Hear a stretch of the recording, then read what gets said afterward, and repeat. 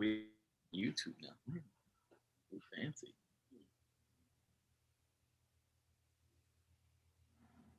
I don't need to have that.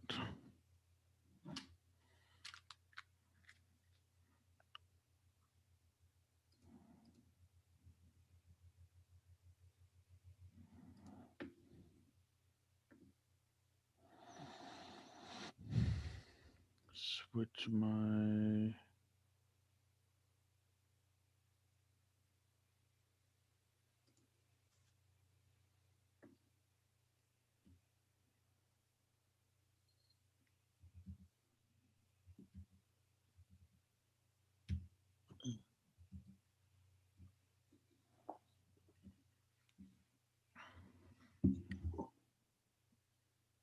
Let's see what I have from a couple months ago. I know I was. We can start the whole interview over if you want. I'm not delusional right now, so I was from the.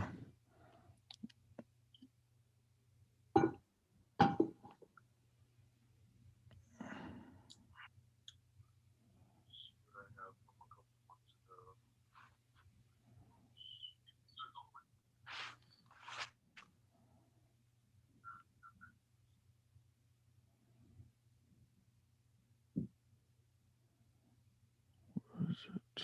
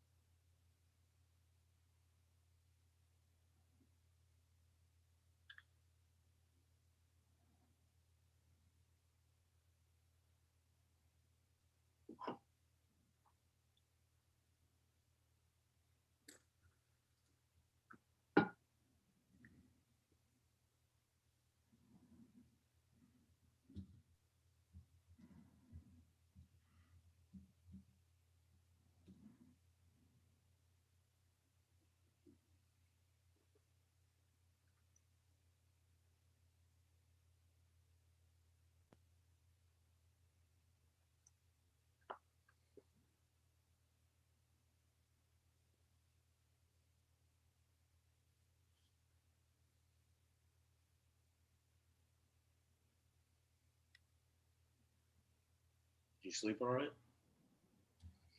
Yeah, I actually woke up right before. Like I've been waking up weird times. Yeah, same. I went on leave, and I came from back overseas, and it was the first time I ever came back from overseas on leave, to where like I, I was able to do my own thing. Usually, when I come back from a deployment overseas, like we get like 2 or 4 days off, and then we got to go right back to work. So it was kind of hard to adjust, but I finally got back in the rhythm of the regular schedule.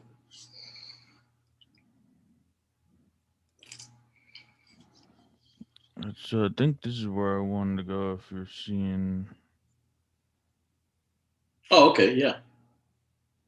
core values, leadership, and these 11 principles. Okay. Yeah, yeah, yeah.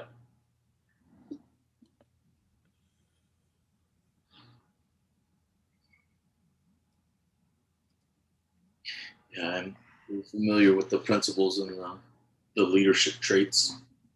It's kind of drilled in our heads every day in boot camp. All right, so it's been we tried this a while back, and just started recording. It's Okay. officially starting, and I like to first of all look at the camera, know what which camera, correct camera. I Yeah. started out this in mainly in the film. It's in the film world, and I started opening up to stories and for people's stories all over the world, and then it just hit me maybe a week or two ago, actually, to just anyone who's creating anything. But I also want to point out I'm planning on talking with someone else who's doing the same thing, and he shows also leadership qualities too. But I know, having worked with you in the past, and I saw some things then too, and just tell us about your experience about leadership and first when you first entered into the Marines. So, like you said, yeah, we worked together at Kroger. I was there 3 years. I worked there when I was a freshman in high school. Just I wanted to get some kind of work ethic in my background. Something I could put on a resume or something. Um, I worked there up until my senior year of high school, and then I became a pulley, which is what the Marine Corps associates like the delayed entry program. They call it the DEP as an acronym. Um, you become a pulley. It's a rank that you get, and you're technically a reservist in the Marine Corps, but you're not allowed to uh, like ship out because you don't have all the prerequisites being a high school diploma. So I worked there. I wanted to do some hard labor, being a bagger for 3 years. I was a cashier for a little bit on the back end.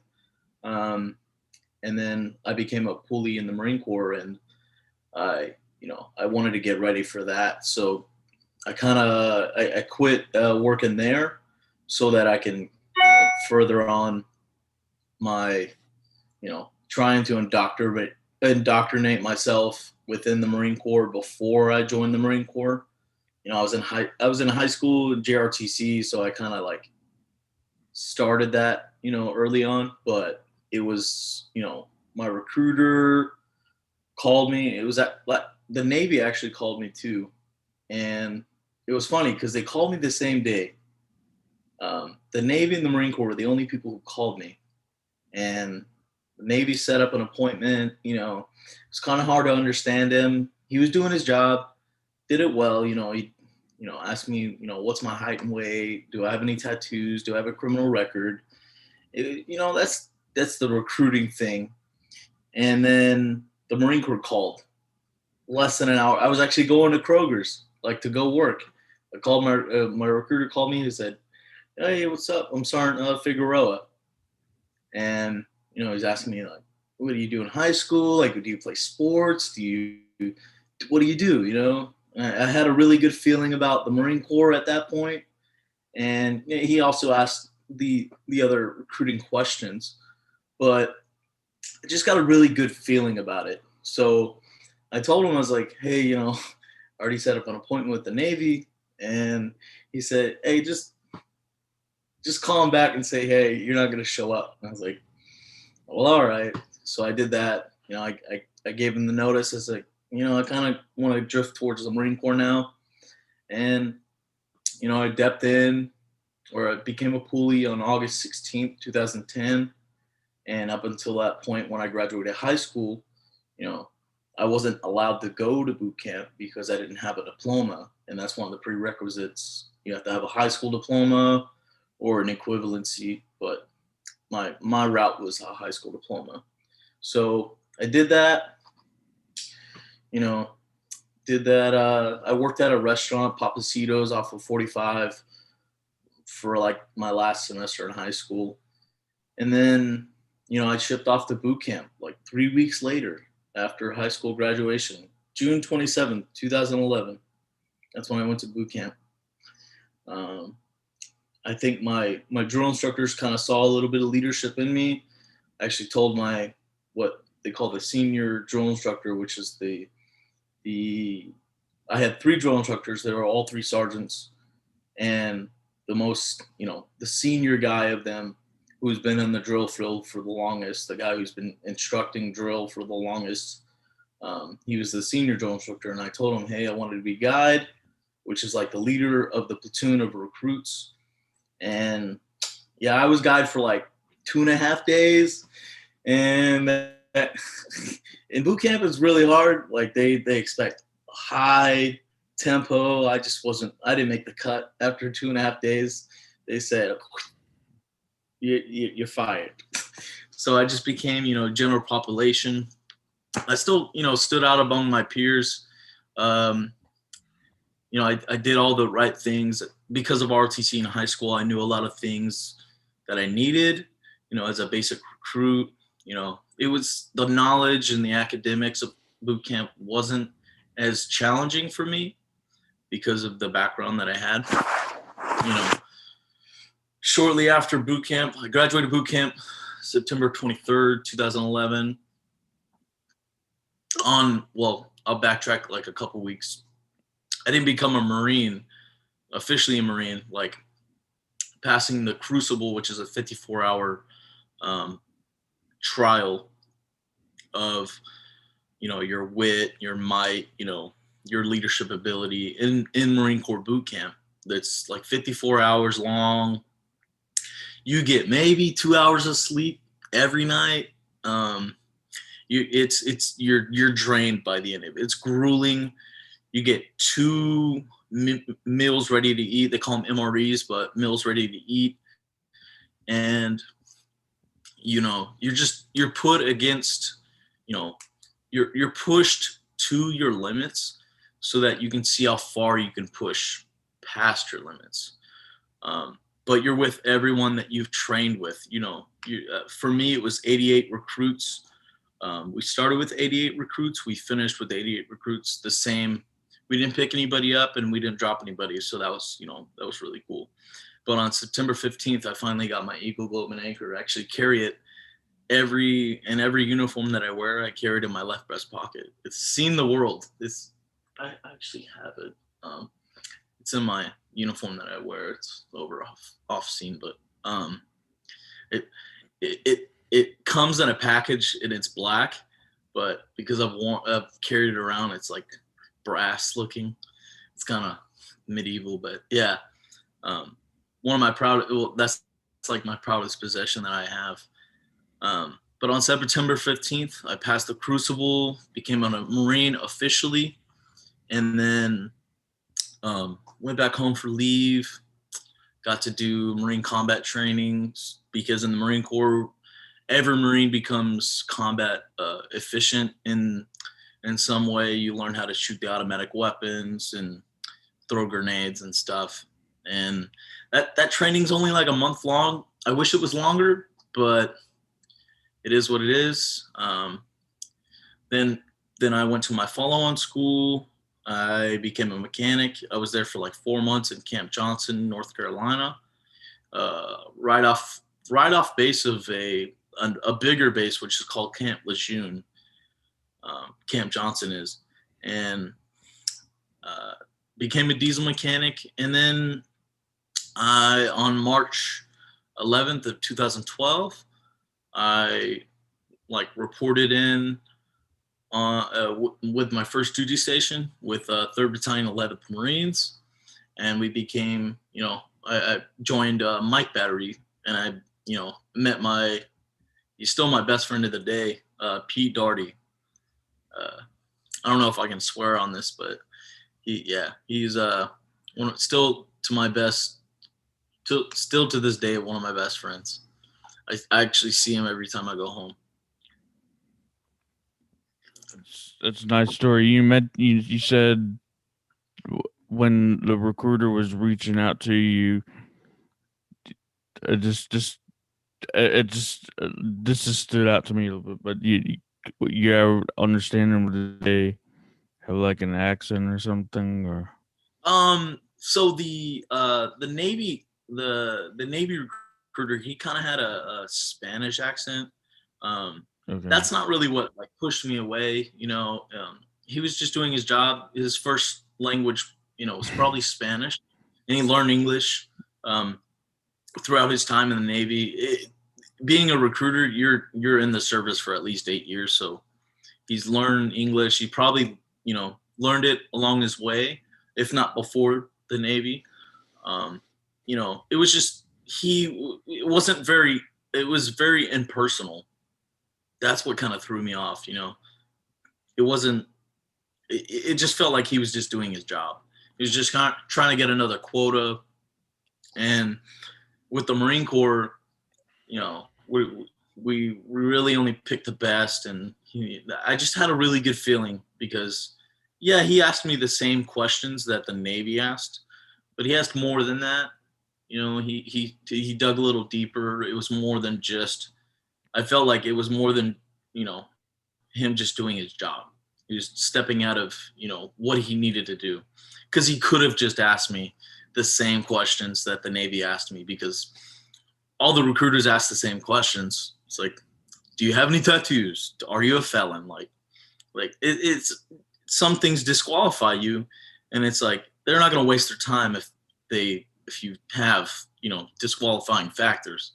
But yeah, but the Marine Corps called me on my way to Kroger. Yeah.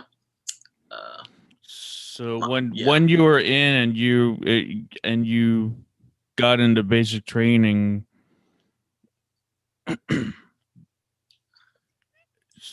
and I believe you said that you struggling. Did they give you multiple chances to like graduate out of that?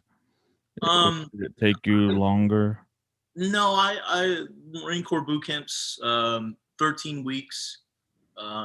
It's the first week is actually just the the incoming week up to that. So you ship to boot camp on a Monday, and you don't get to sleep for that first night. So you start already. You're just drained, and that first week you get shots. You get your medication. All the stuff that they want to take care of, that you won't have to deal with for the next 3 months at least. So, but your arms are sore, and that first Friday that you show up to boot camp, you have to run what they call an IST, which is an initial strength test. And back then we had to do 20 pull-ups, we had to do 100 crunches. The 100 crunches were within a 2-minute timeline, and the pull-ups were just do 20 pull-ups. You have to pass your chin above the bar, and then go all the way out, lock out your arms. And then you had to run a mile and a half within, I think, back then, I think it was like 14 minutes. So if you can't pass that, um, if they see potential in you, they can, carry you on. Because in boot camp, you're going to get stronger. Like, you don't have a choice. The scrawniest guys, they become way stronger than when they show up. For That's me, cool. yeah, for me, It's I was pushing the weight area, so I actually slimmed up in boot camp. I lost a lot of weight, um, but I was already cranking out 20 pull-ups. I was doing the max crunches, and I think I ran a 3-mile run in 20 minutes back then. wow. And you said a mile and a half and 14 they wanted? Yeah, you have to finish. You have to complete the mile and a half at the before the 14-minute, because if you hit 14 minutes, you're a fail. Um, but a lot of times, like if you're like 14:05, like okay, we'll pay extra attention to you. But they're just the guys that they fail at like 17 minutes, and then they either get sent back home or they get sent to this other platoon where um, they get held back a little bit. But for me, I didn't have to do that. Thankfully, I shipped out in pretty good shape. So I didn't have to get held back for that. So it's a sense. My take on it was always like it's however long you can last. I mean, you have to pass certain standards, but is it more or less you can how long you can last in the 3 months span? Well, so you can actually it's publicized the schedule of Marine Corps boot camp. So the first week is just the incoming week. That's like your shots. You're dealing with all that administrative paperwork, and on that Friday, it's called Black Friday because that's when you meet your drill instructors for the first time. Um, and that's when they do their whole, you've probably seen it on YouTube, I will train these recruits with, all this, they have this big speech that they have to say in front of an officer. They have to swear an oath that they will train, civilians to become United States Marines, basically train Marines. So, but there's always, there's mile markers at every week. At week 4, we did swim qual, which you have to pass. There's a lot of things that you have to pass in order to continue on with boot camp. So at week 4, there's, people who can't swim, unfortunately, they get held back. They call them the iron ducks because iron doesn't float and ducks just kind of swim in a row. So they just sink. So there's the guys that just can't swim. They don't know how to. Treading water is actually the biggest thing. A lot of people just can't tread water for a long time. If you don't pass that, you get held back. For week 5, you have to do initial drill, which is just, it's a fancy way of walking around, and you do a lot of technical movements while you follow your drill instructor who's instructing you on the drill. So you drill from, you do a right oblique, a left oblique, about, to the rear. It's a lot of technical movements because up to that point, every day you've practiced drill. And that's what drill instructors, they're not their main job, but that's the biggest thing that they do for the recruits, besides making them basically train Marines, is that they teach the recruits how to drill. So for the West Coast, I went to the West Coast. I shipped out to San Diego. After week 5 for initial drill, we go up what they call phase 2. So we go up to Parris Island, or Camp Pendleton. Sorry. Parris Island Marines on the East Coast. That's the west of the Mississippi, or the east of the Mississippi. They go, I think they stay on the island the entire time. But for the West Coast Marines, we travel up to Pendleton so that we can shoot on Edson Range. And we have to qualify with our service rifle, which that is also, just like swim qual, you have to pass with a certain score. For us, the Marine Corps, you have to shoot, to pass, to even qualify, you have to shoot 190 points out of 250. If you shoot 189 or less, you fail. You have to either reshoot or you get held back, which really sucks. And you get made fun of if you get marksman, which is they call it a pizza box because it's a box. And then the sharpshooters get this cross with it's got the eagle open anchor in the middle, and then the experts, they get these cross rifles with the oak leaves surrounding it. That's the highest qualification you can get. But even like, I think about this all the time when I go on the range, because every year you actually have to, in the Marine Corps, every year you have to requalify. Sometimes you don't for deployments, like you'll just get a class 9 score to where you just don't have to requalify that year. For me, I've been to 6 ranges, 7 ranges since I've been in the Marine Corps, but I've been in 9 years, so I've missed a couple just because of deployments and stuff. where it's just not feasible.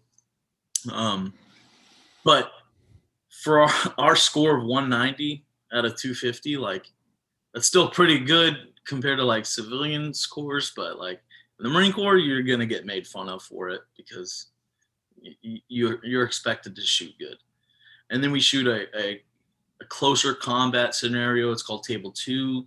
You can get a maximum of 100 points, and those combined scores of Table 1 and Table 2, that's what equals the score overall of your rifle wall.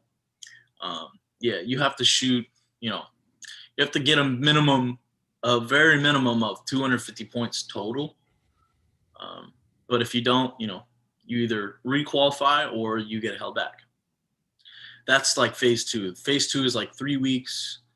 The first 2 weeks of that is you're doing the rifle stuff. You're waking up at like 4 a.m. just because the Marine Corps were really cheap. We don't use lights.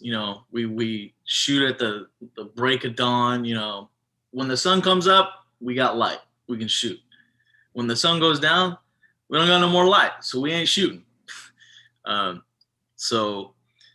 then there's another week. The third week of second phase is the last week. So after phase 2, we go back to San Diego, and we're just harping on drill.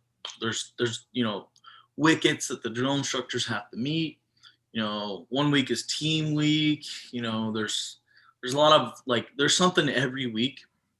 And then there's final drill right before the Crucible, which we go back up to Pendleton to do the Crucible.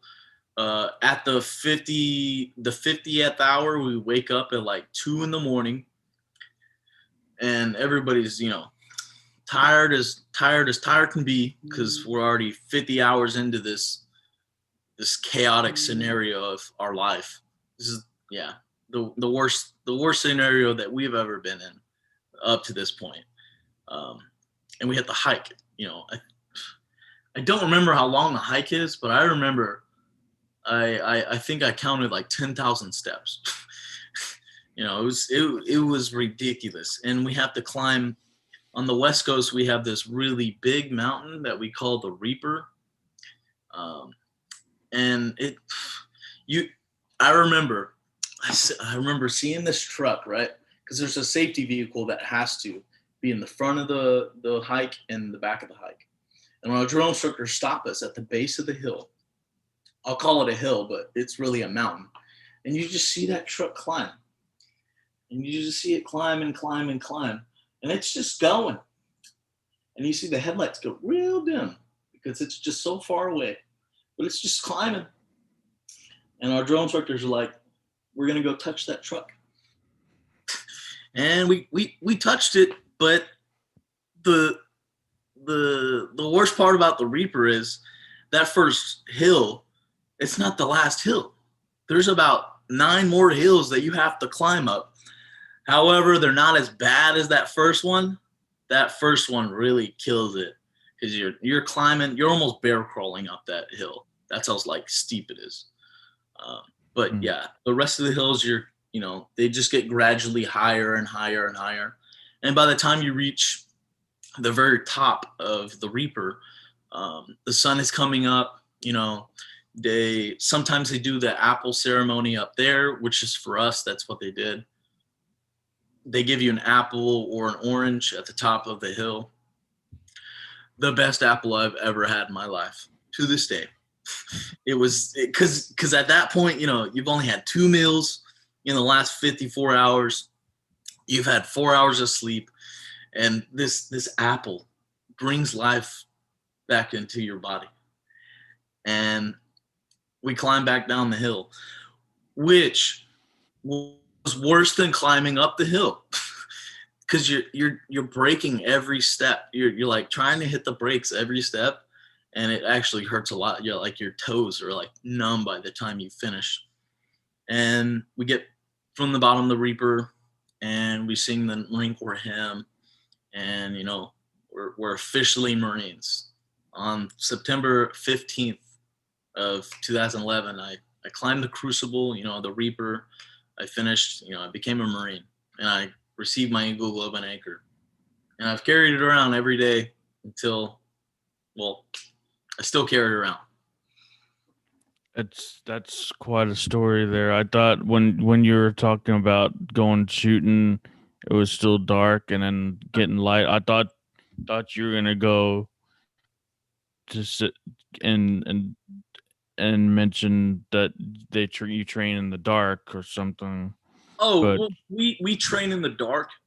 We shoot in the dark at the Marine Combat Training (MCT), but that's like follow on um, school. But that's the school that we attend after boot camp. Even like so for the non-infantrymen, we go to MCT, which is Marine Combat Training, and then the infantrymen, they go to the School of Infantry, which is, or ITB, which is Infantry Training Battalion. All Marines go through School of Infantry, but the infantrymen go through the Infantry Training Battalion, and the non-infantrymen go through Marine Combat Training.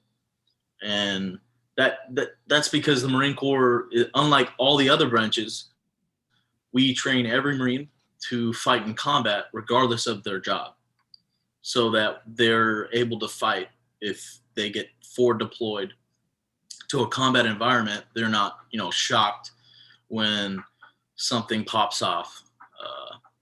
That's why the Marine Corps is better, in combat than a lot of branches. Maybe I'm a little biased, but yeah, we train for that first like month of Marine Combat Training and Infantry Training Battalion. It's a little bit of the same tempo. However, the infantry, they do a little bit more intense. We have to do like 3 or 4 sustainment hikes, and for us, it's not that, it's like a blur in your career. For me, it was only a month long because I didn't get injured. But after that month, you never see those, your combat instructors again. And yeah, you get to shoot at night, get to throw grenades, but it's a lot of good training. But after that point, it's really reliant on what you do in the Fleet Marine Corps for your further on combat training. For me, I've done a lot of ranges. I've done night shoots, day shoots. I've done a lot of cool shooting of weapon systems. But some people just don't get that opportunity after Marine combat training. But yeah,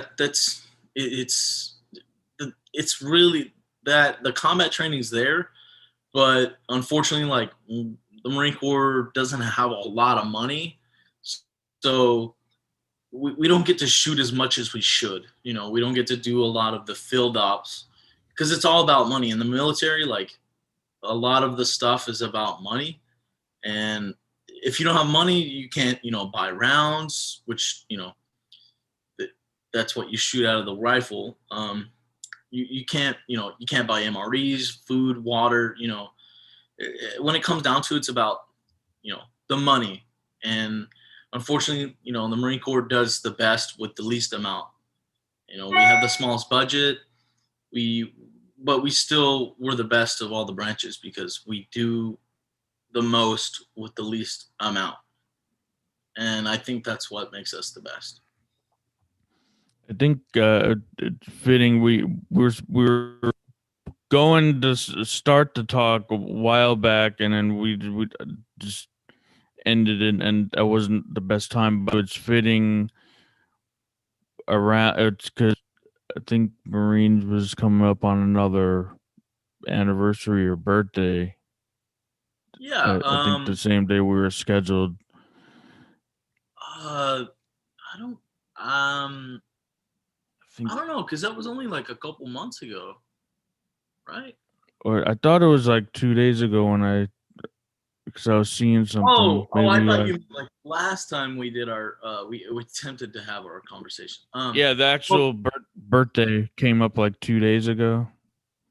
The Navy's birthday actually. Was that the Navy? I thought I saw a Marine. No, we're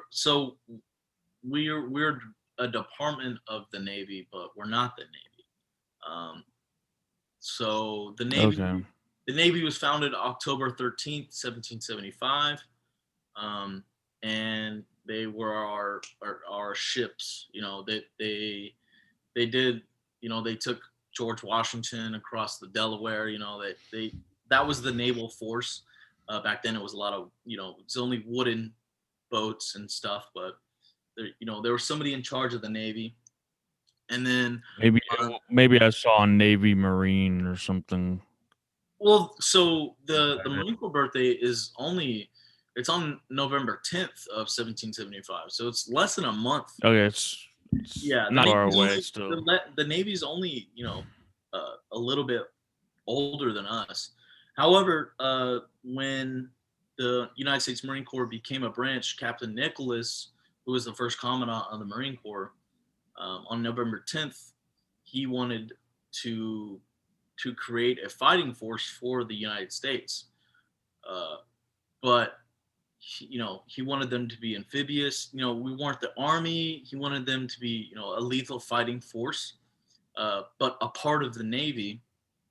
So but they were called the Continental Marines. So it wasn't United States Marines because the United States weren't officially the United States yet. So we actually the Marine Corps disbanded for a little bit. Like we've been the United States Marine Corps for November 10th, 1775, but there was a span.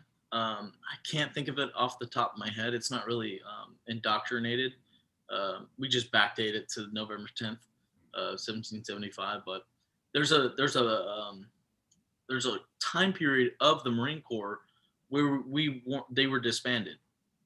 Um, but it wasn't. It was in the 1800s, early 1800s, that we became, we were undisbanded, or rebranded, and we became the United States Marines, and we haven't, disbanded ever since.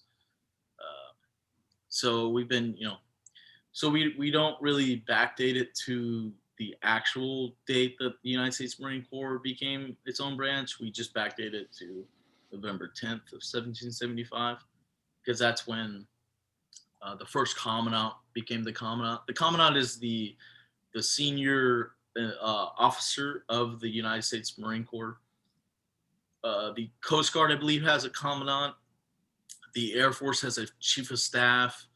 The Navy has the chief of naval operations, and I don't know what the Army calls theirs, but every branch has their most senior officer. It's a four-star general, or for the Navy, it's an admiral, and the Coast Guard's the admiral.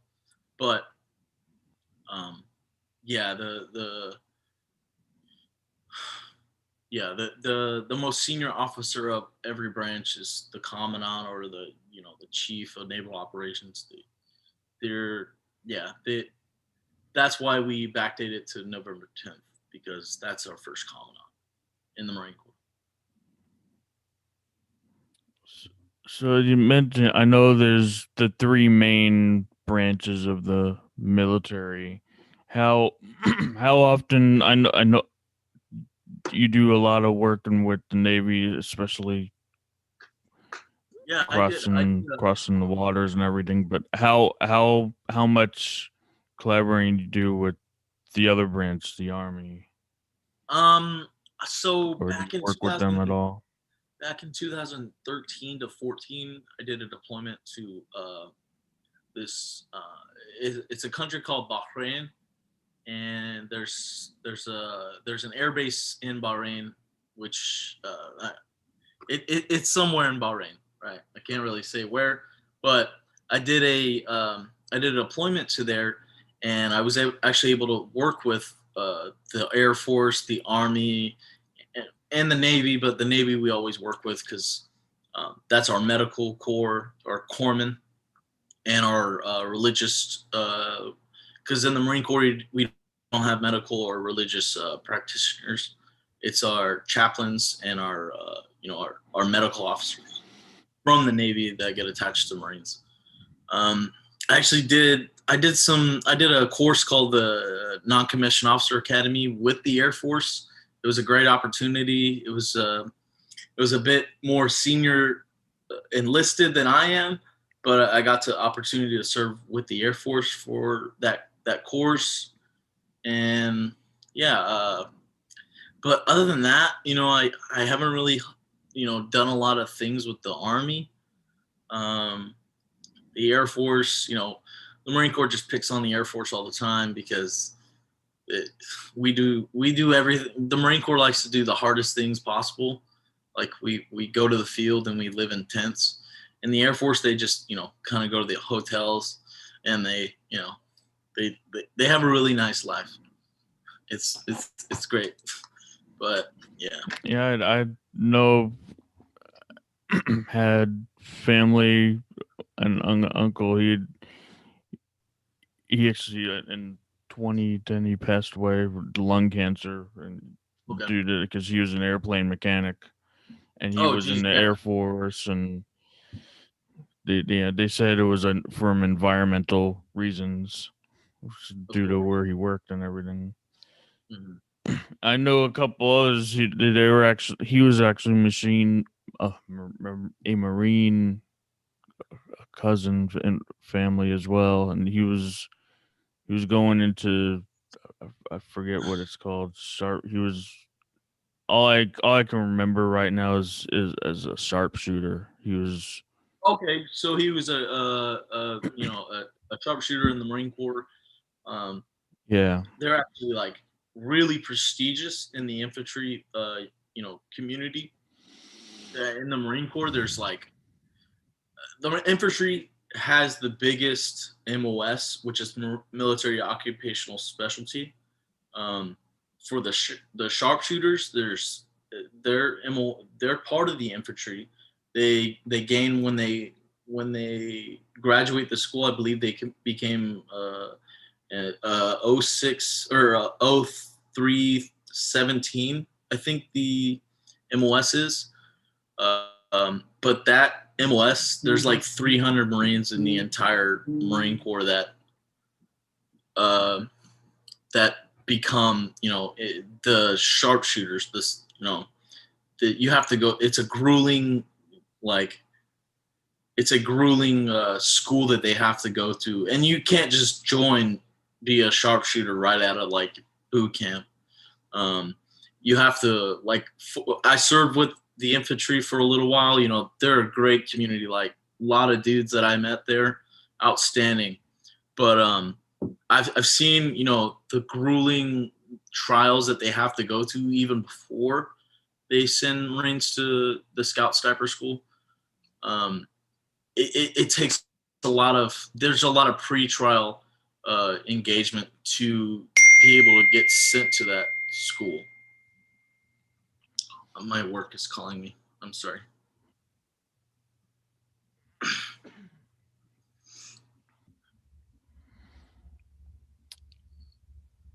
but I'm good now. Um, but yeah, the your buddy that you said, yeah, that's a pretty outstanding accomplishment in the Marine Corps is become a scout sniper. Like you just not everyone can do it. It's not just shooting a target from a mile away. Like from the scout snipers that I've been talked to. Like that's yeah, you're able to shoot far away, but like there's a lot of like other tactics that snipers have to engage with to be able to make that shot. You have to sneak up on the enemy, and like you just don't get dropped in a mile away and you take a shot and you get pulled out. I was talking about being in a leadership organization myself and learning about different types of leadership. I want to get into, and I know you probably have all these memorized. I think you even said it as we were opening the call, but you Yeah. have these.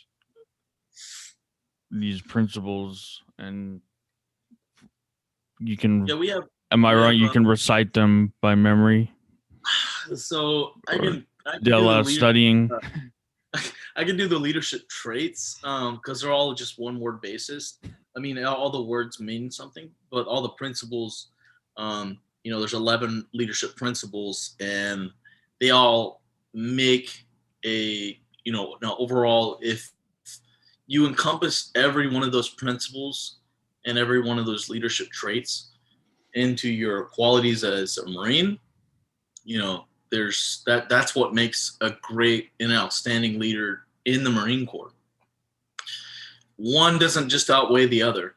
For the leadership traits, there's knowledge, you know, uh, there's knowledge, bearing, loyalty, like all of these traits that, one just you can't value one more than the other, because when they all come together, that's what makes not necessarily the perfect leader, but the best leaders in the Marine Corps.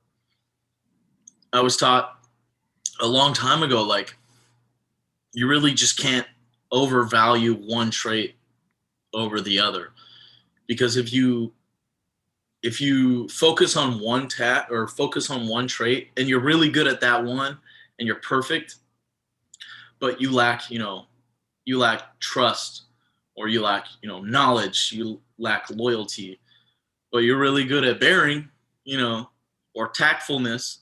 Yeah, you can talk to people and you can look at them straight in the eyes, but can they trust you? Do they know that your stuff? Like, you really just can't, you can't outweigh one more than the other. And I think that, it translates to, outside the military. Yeah, we have a lot of good leadership traits and principles, but they can be translated in outside of the military and to other branches. Even in the Marine Corps, we have, our motto is honor, courage, commitment.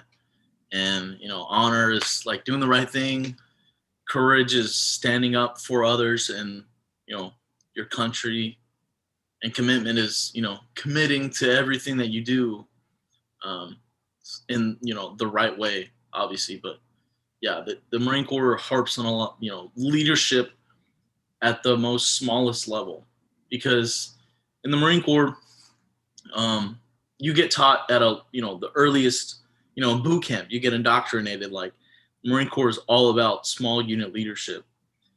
And that starts at your first squad leader, that starts at your first guide, your drill instructors.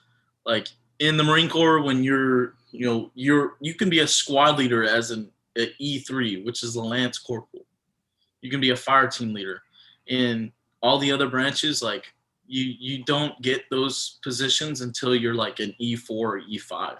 In some branches, not even, it takes to E6. I've seen platoon sergeants be a corporal, which is an E4 in the Marine Corps. But for us, it's you can be. We harp on leadership from day one, and it doesn't really ever stop unless you allow it to.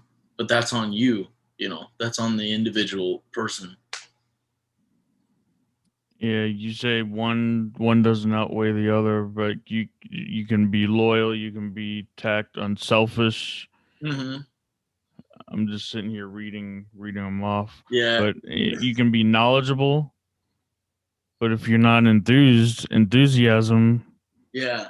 that all doesn't mean anything. Right. You have to have them all.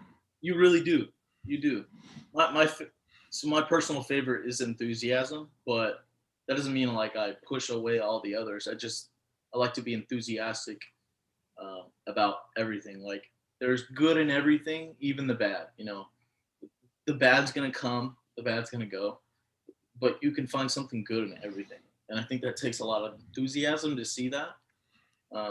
And it's a crazy idea, but negativity spreads, but so does positivity. if you're going to be negative all the time and you're going to just see the negative, they call it apathy or apathetic in nature. It's someone that's just going to be like, man, like, why is this got to happen? But if you just, you keep looking for the good, you're going to find it. And just like if you keep looking for the bad, you're going to find it. It's not happening to you, it's happening for you, kind of thing. Exactly. And you mentioned in your quite a story and that lost train of thought. Let's see. The Marines, you say the Marines they go about the toughest way. They find the toughest way to do things. How how do you feel the Marines help support quality and developing quality leaders? Well, the Marine Corps will put you through the roughest. They'll take you through the roughest path, so that they can pluck out like the Marines who are, they're weak in certain areas. Some people just they don't have a lot of endurance. So for us, physical training is a big deal in the Marine Corps because you have to be physically fit, at all times. But if you're struggling, running our 3 mile run, which is our test, part of our test, uh, and we have 2 physical training tests, but our longest run is 3 miles. So, and you have to meet it as a male. You have to meet it at a certain time. Well, females as well, but everybody has to beat a certain time. But if you can't beat that, you're struggling. So we're going to work on your endurance, and that's your physical endurance. It can be your mental endurance, which is, do you cave when pressure's on you? Can you push past your weakest point? Can you, unfortunately, things happen back home, and sometimes we're not able to send Marines back to the rear because we're in a deployed environment. Sometimes that happens. Unfortunately, we just can't. Like, it's not feasible to send somebody back in a firefight.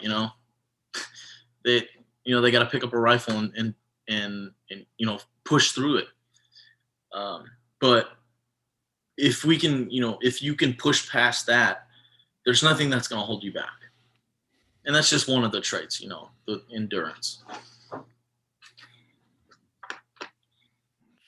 I want to go over them all as one. I'd say that none of these are more important than the other.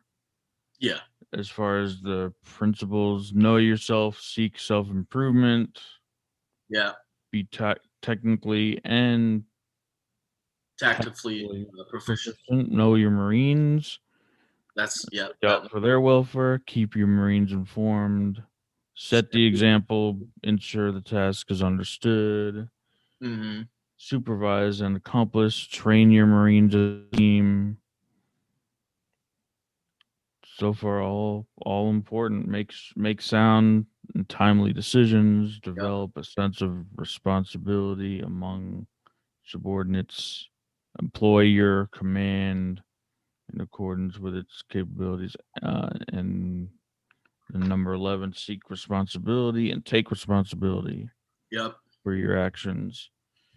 And you've since in your 10 years now. Yeah, about 9.5. Yeah. Almost 10 years. We'll round up to 10, but I don't want to take all that credit. And that's good that you don't like. Sometimes it's good. I don't like taking credit either. I've been doing a lot of like help, and they've been giving me a raise, and I was like, I joke around. I was like, well, my head's gonna get like super big, but just ease off a little bit. But puff the brakes. Since your time, I know you took in several some leadership positions. Tell about the type of leader you are.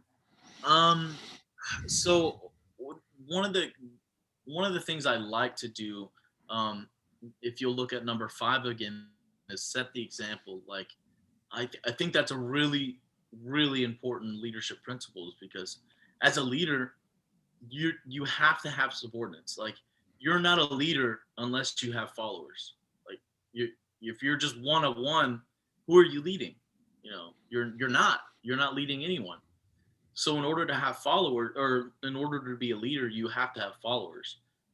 But are you setting the right example for your followers? And knowing your Marines and looking out for the welfare is, you know, do I know John? Do I know Max? Do I know Jared? I have to know them because they're gonna know if I just take everything that they're telling me, and it's just going in one ear and out the other. Once you create the boundaries of professionalism, they not necessarily know their place, but once they know that you're in charge, and they respect that, and they're not going to cross that boundary of, uh, okay, at this point, like, I'm no longer Patrick. I'm Sergeant Garcia. At the and if they can understand that, then there's no reason you shouldn't treat them like people. Treat them like people, treat them like adults, and they'll love you for it. And that happen, that can work outside of the military. Everything that the military, you know, all the leadership, uh, like qualities and traits, and all the leadership principles that the military, that the Marine Corps harps on us, it can all be translated into the civilian world. That's what I think. Knowing no and you can replace know your Marines and look out for their welfare with know your people and look out for their welfare. As long as you're you're doing everything to make sure that your people are getting the job done, and you're not just sitting in the back watching them do everything. You have to get out there and work with them. They're gonna see that, oh, this is just, oh, he's just gonna sit on his butt all day and he's just gonna watch us. No, that's not what leaders do. Leaders work with their subordinates, and that's what good leaders will do. And if when it comes to asking someone to do a task, I always hear and get, you don't ask someone that you don't know how to do yourself first. If you don't know it, then You shouldn't you got to expect, know it. Then you got to be able to give support to someone else. Then yeah, you shouldn't ask somebody to do something that you're not going to do yourself. Like if you're not going to take the trash out, you shouldn't expect anybody else to do it. But you should never be above taking out the trash. But you should treat every person, you should treat the janitor just like you treat the CEO. yeah, totally. What do you when you hear the how does it go? Always the focus should be on the weakest team part of the Okay. team, or like weakest link. Focus on the Um weakest link to improve. yeah, so your weakest link, or your weakest link, and that could be, we can reference a chain. It's made of steel. If you have one link that's rusted out, you if you start pulling on that chain really hard, that link is, it's gonna be the weak one. It's gonna be the least resistance. It's gonna pull apart eventually. But if you take the time and you brush off that rust, and you spit shine it and make it just as good as all the other links, it's going to be just as strong as everyone else. So that can deal with the weakest person. We'll call it weak, not as a derogatory in that sense, but somebody's just struggling, you know, somebody's just struggling with doing just common tasks. But what are you doing to assist that person? You know, are you going out of your way to make sure that they're understanding every task that you give them? Because as a leader, all of your subordinates' failures are yours. Because at some way, shape, or form, if they fail at something, um, you didn't instruct them enough to do it the right way in some way, shape, or form. There was a miscommunication, and but that's okay as long as you're doing everything you can to fix that problem in the appropriate manner. Your followers a reflection of you. Exactly. A little bit of wrap up here.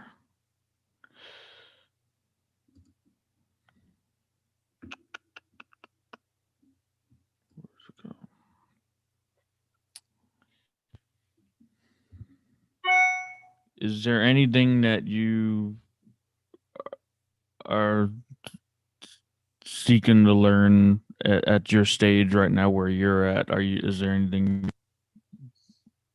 Um, learning right now or wanting to learn? so I go out of my way to try and learn something new every day because I believe that as a leader, you should never be stagnant. You should never think that you just know everything. You have to be willing to learn something. And for me, it works like I try to learn something new every day, and it can be small. It can be just the smallest thing, like what's the torque spec on a certain lug nut. At least I learned what is the weight of that door. How far can I throw this ball before it hits somebody in the head. It's not, it doesn't have to be that crazy, but I I I try to gear it towards my job. I try to gear it towards, what do I want to, what path do I want to take?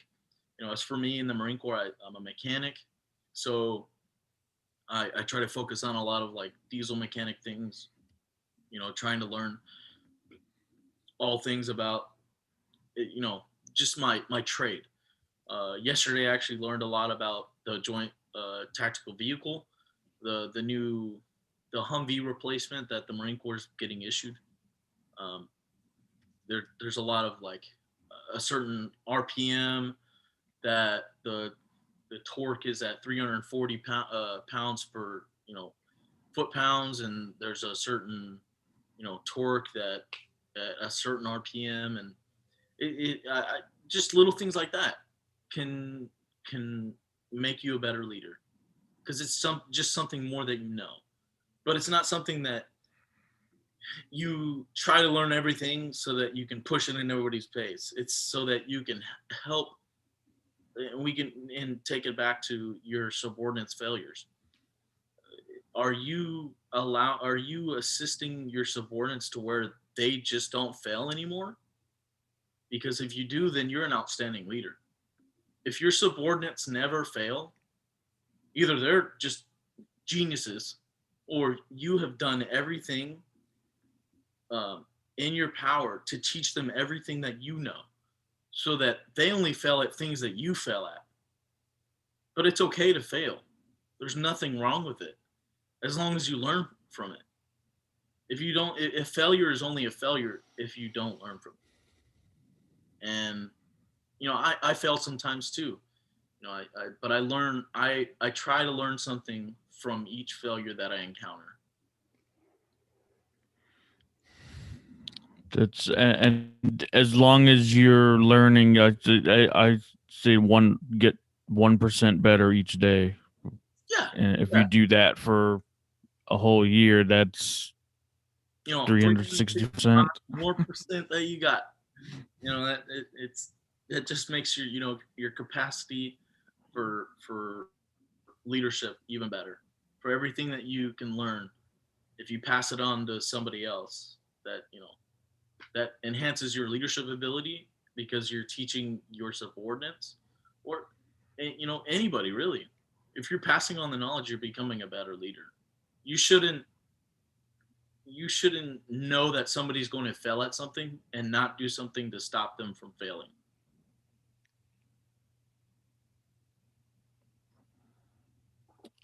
I'm reading here, according on the USO.org site, came across Marines have their favorite word.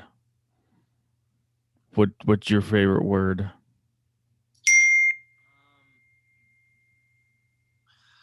It's something that is indoctrinated in boot camp that um, I don't. What's your audience like? Is it adults? Is it, I don't know, because it's not inappropriate, but it might shock some people. I mean, I'm adults. It's for adults. Okay. We say kill all the time.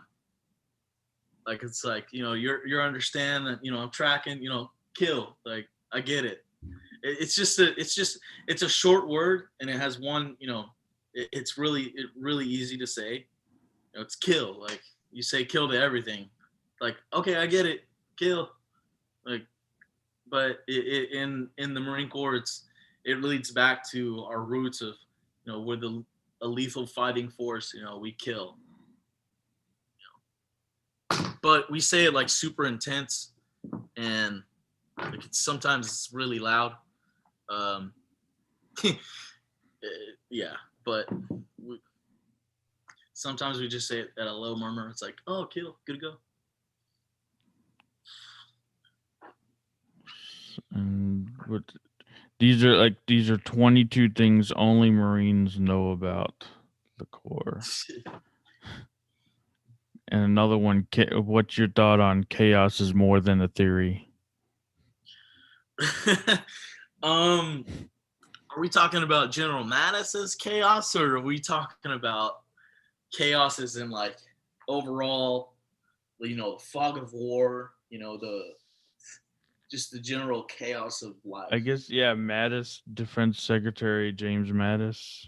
Yep, that was his was that from Call Sign Chaos? Because yeah, his call sign in combat, or like when he was forward deployed, would be chaos. Um, it would probably be chaos 6 because the number 6 over radio transmission is designated for commanding officers or somebody who's the most senior leader. So he'd probably be chaos 6. The tongue-in-cheek nickname was first given to Mattis, Mm-hmm. Colonel at 29 Palms. Yep. 29 Palms. That was a good duty station.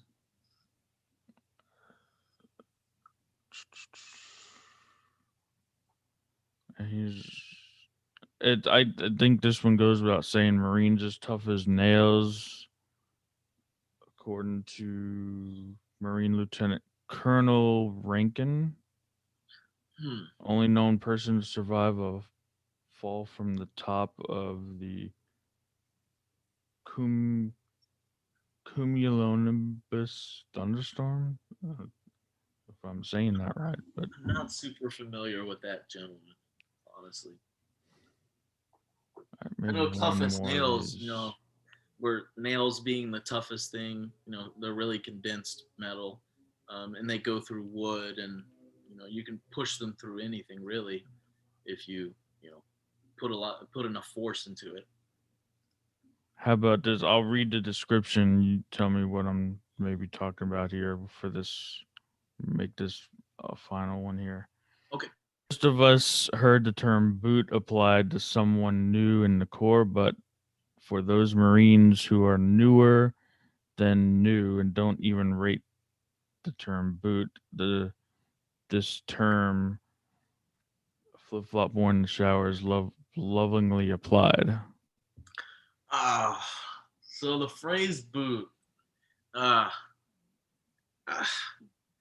I'm very, so the phrase boot, calling a Marine a boot it's, for me, I grew up, it's usually for the new Marines, the ones fresh out of boot camp. Uh, there's this tall tale that back in the day when we would have to waterproof the wooden ships, like back in like Civil War and like before that, in order to make the wooden ships, the wooden decks waterproof, you'd have to tar the wood, make it waterproof so the wood or the water wouldn't get through the wood.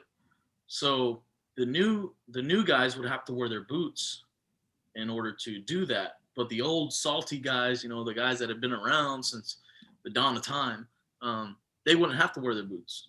So the new guys would be called boots because you'd have to wear your boots. Eventually, they'd get over it and they'd be able to wear bare feet or whatever. Um, but nowadays, you get called a boot because you do something stupid or it's nowadays it's more derogatory. It's like calling you stupid or you're just new, haha, you're new. Like I'm just gonna call you new again. For me, it's like there's no, it's not necessary to demean someone after they earn the Eagle, Globe, and Anchor. And there's a lot of people who don't believe that. Like for me, it's like, at what point do you in the Marine Corps are you tough enough to where you're just not, at what point do you have to stop proving you're tough? Like you earn the Eagle, Globe, and Anchor, you earn the title United States Marine. Like, is that not tough enough for you? What else do I have to do to become righteous in your eyes? And there's a lot of people who just don't agree with that. And it's like, well, it's just a word, but like, okay, but if it's just a word, like, why is it necessary? Like they're your brother, they're your sister. They earn the same title you earned. Why is it? At what point? How is that helping them grow? Because you're just making fun of them. Like I don't get it. At what point can you? At what point do you prove yourself that you're tough enough in the Marine Corps where you're just not a boot to anyone? But there's a saying, you're a boot to everyone. You're a boot to somebody, meaning like you're junior to somebody. But most of the time when somebody calls somebody else a boot, it's like being demeaning or, derogatory in nature. But like you said, though, the newest Marine is called a shower shoe because they're not even a boot yet. Like, and some people would go back to like, they're not even like a boot band, which is, we have to wear these things. They're called boot bands. In order to blouse our boots, there's a cuff. You fold it 3 times and you cuff it under it so it looks like kind of puffy on the bottom of the boots. So yeah, it keeps like bugs and stuff out. But you're not even like that yet. It goes back and back. You're not even a boot sock. You're not even a pair of toenail clip. I don't know. Like you can always get smaller. But for me, as a leader, So like it's like more. It's like a hazing thing almost. yeah. So yeah, if you throw that word around, like Marines really get uptight about that because hazing. Okay. Some the Like, people, but yeah, the people who call Marines who call people boots, they're either like new themselves and they're still in that phase of, oh, I'm now a little bit senior than this guy, so I'm the senior. He's the boot or she's the boot. Oh, I get to be senior now. Like they're not past that phase of they're sophomoric still.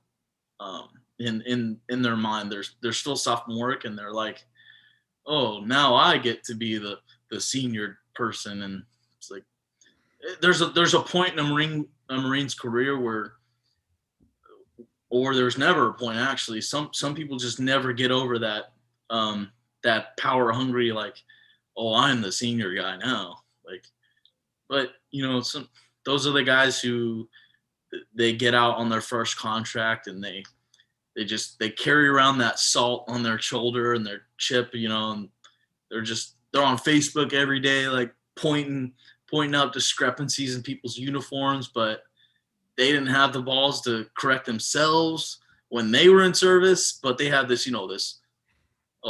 this chip on their shoulder, and those are the guys that I'm glad that get out of the Marine Corps, because they're just toxic. But if they became, more elevated in leadership positions, they would be the worst leaders in the Marine Corps. Yeah. That's what, like, a lot of people hate about the Marine Corps, is the toxic leadership. And it's not the guys that, like, they do 30 years and they're just going out of the way to be the worst person ever. It's the guys who just they can't go out of the way to be a good leader. Those are the guys that, like, they're just looking out for themselves. And it's because they're still in their sophomoric mindset. They're just not willing to get past the fact that, yeah, they're the senior guy. Okay, but what are they doing to pass on, all that knowledge as a senior that they have to their subordinates? But I could go on a rant for this one for a long time, but I don't know. I don't know if you have all that time. How much time you got? No. Do you do gratitude practice? What do you mean? They do anything like that? Practice gratitude? Like, what are you grateful for? I always like to ask this. Especially after talking about, like, toxic leadership and all. Just bring it back to the good. Oh, so it's a crazy thought, but I'm most grateful for those toxic people, because I've learned more from those people than I have ever learned from the good people. Because I've learned who I would never want to be. I would never want to be some of my leaders in my past, because that's just the kind of person that they are. You're teaching me how to be better than you. Exactly. You're teaching me if I'm in your position, in the future, I don't want to be you. But I say that, but that I want to be 10 times higher than that. And that's not saying I haven't learned from the good leaders, because I've had so many outstanding leaders that I've learned so much from. But I've just learned just a little bit more from those bad leaders, because those are the people that I'll just never want to be. Just the people that are unapproachable. Leave the Marines. Yeah. Yeah. It doesn't even have to be just Marines, though. It doesn't have to be just Marines. Like, it can be, well, for me, it could be airmen, it can be sailors, it can be soldiers, it can be Coast Guardsmen. It can be anybody, not necessarily that rubbed me the wrong way, but just, they just showed some aspect of a leadership ability that I just don't want to retain. I just don't want to be. Yeah, leave whatever it is, leave it better the way than what you found it. Yeah, that's another Marine Corps motto, that, like, you're gonna make it cleaner than you got it. Because whenever we leave areas, like, we're doing some training, or I'm actually going to the theater in a little bit to do a newcomers brief. After that, we're probably gonna have to pick up some trash that wasn't even there when we got there, or something like that. But that's the Marine Corps motto: you got to make it better than it was when you got it. And that's perfect transition to the last thing I want to end this on. And sir, you sound like you have a bunch more stories. Could be another day here, but amount of stories. that what's it called? The mountain. That was a great story. Oh, the Reaper, yeah. Of how the Reaper. But, like, you said, you talked about you going to talk to a newcomer deal. Mm-hmm. What do you have to say with the enthusiastic new recruit coming out of high school and they're looking at the Marines? What do you say to them? knowing what you wish you would knew back then? Um, it's kind of selfish, but if you have a girlfriend, kind of like for me, when I went to boot camp, I had a girlfriend, and she was kind of fearful that I was going to become just mindless, indoctrinated, like just what is it, a brainwashed person. So I kind of like held back in boot camp because I didn't want to scare her when I got home. But if you're that person, don't do that, because you don't know if that's going to be the person you're going to be with for the rest of your life, and you don't want to miss out on the opportunity to become the best Marine that you can in the very beginning. Um, Don't hold just, back. yeah, don't hold back. Like you're not gonna you're not gonna be just come this brainwashed killer out of boot camp. Yeah, you're gonna become a little bit harder. You're gonna stand up straighter. You're gonna just be this overall like more presentable person. Um, but boot camp's only 3 months. That yeah, it'll change your life, but it's not gonna. You can revert back to your old ways easily. I've seen it. I've seen it. Marines will go through boot camp. They'll go through combat training. They'll go through their job, school, and then they'll hit the Fleet Marine Force, and then they're just right back to where they were before they became a Marine. So do what you can to sustain the transformation. And once you become a Marine, sustain the transformation. Don't ever stop becoming better. Don't ever stop going out of your way, to improve yourself physically. You know, you know, run every day, like do pull-ups every day. Be the best Marine you can every day so that you can look back on your now future self and say, hey, that was, I'm glad I did that, but I'm better than that person now. Don't like look back and be like, man, that I wish I was that guy still, I wish I was that small, or, I still did 20 pull-ups. I could still run an 18-minute 3 mile. Don't be that guy that, oh, I'm running 27 minutes, which is kind of slow. But yeah, just to, sustain the transformation. And this is going to be, it's going to be enhanced in your mind every, in boot camp, because there's a general that pushed out. Actually, was General Dunford. He was the last commandant of the Marine Corps that pushed out the white letter.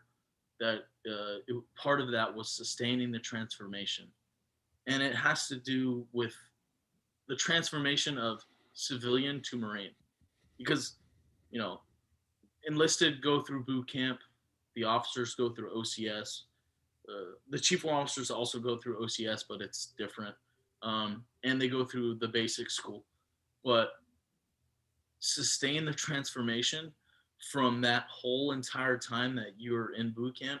Keep adding on to that person, becoming better every day. Like stack those Lego bricks, no matter how long or how thin they are. Keep just stack them, and eventually you'll have a tower. Keep brushing the rust off the chain link. Yeah, brush the rust off the chain. And don't let it get too rusty. That's Exactly. good advice, even outside the Marines, Exactly. anywhere. Yeah, and yeah, I obviously I reference the Marine Corps a lot because that's just what I do.